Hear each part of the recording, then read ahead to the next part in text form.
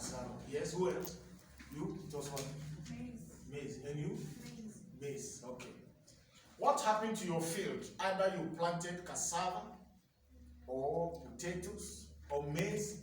If the following year you didn't plant anything and the rain comes, what do you see? What do you see? It has to be made. Those droplets like maize. Even if you didn't plant anything, you see something growing. Thank you. Even if you didn't plant anything, you see something growing. That is enough evidence that once upon a time, there was either maize or cassava or potato which was planted in that field. Are we together?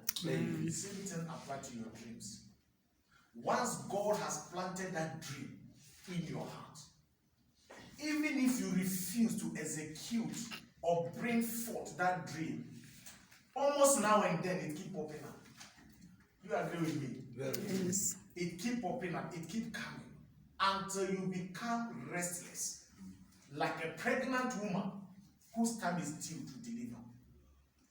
So that desire you have in your heart, no matter how big it is, once it keeps coming, means God is speaking to you. Amen. And that dream is very possible for you to deliver. Amen. This man you are seeing, I believe most of you know my story. I was born in cottage. And I keep telling you there's a difference between a village and a cottage. A cottage is in a farmland where you see houses far apart. Maybe you need to walk 3-4 kilometers before you see another center. You walk 3 kilometers before. We were born in the bush. We walk 4 to 5 kilometers to the nearby township for school. But at a tender age, I had a dream in my heart. And at that setup, the only thing that happened there is people are, how many of you know palm wine? If you watch a Nigerian movie, the least they can do is to, you'll be tapping palm wine, you farm, at the age of 18, 19, you get married, and you can marry as many as you can. You can marry after 3 days, you divorce, you marry another one, after 4 weeks, you divorce, you marry another one. That was a lifestyle in the village. You understand? But I have something called a dream. Once I told my father, I don't see myself in this village. He asked me, where are you going? I said, even me, I don't know. But one thing I know is I don't see myself here. In the process, I moved to the city. Even to get my junior high school qualification was a battle. Not even talking about high school. And I remember when I finished my junior high school, I stayed in the village for 2 years and I cultivated tomatoes. And I gave $250 to my father, support my education. I went to Modesto, Accra. I got an admission. Second year, second term, I received a message, your money is gone, we can no longer support you. And I made up my mind. Being the first boy in the family, the only thing that would hurt my parents is to commit suicide. When they found me dead the next day, I think they will learn their lesson.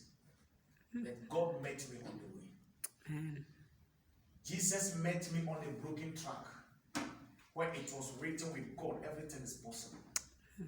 And I started meditating on that statement. And at the age of 18 years, I heard about Jesus. I did BK, Bible knowledge. I got distinction, but I don't know him.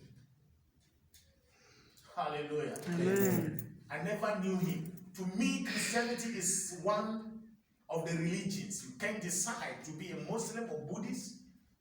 It's a matter of choice because that village, they worship anything. When they hear a powerful prophet, they follow. When they hear Imam, Muslim, they follow. When they hear Sangoma, they follow. We were taken to all kinds of places when we were young.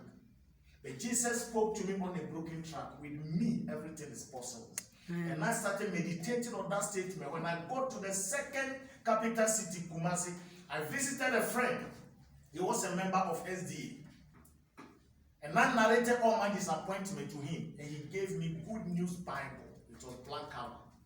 And I was determined to read the Bible cover to cover. I was arrested with the Spirit.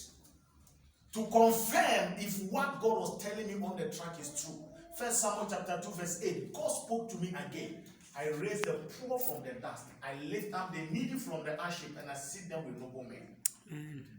Hallelujah. Amen. And this is where I want to start my testimony from what is happening here in Zambia. I don't want to talk about England. I don't want to talk about Europe. I don't want to talk about Japan. I don't want to talk about wherever I have been. I want to talk about Zambia here, where everybody is complaining the economy is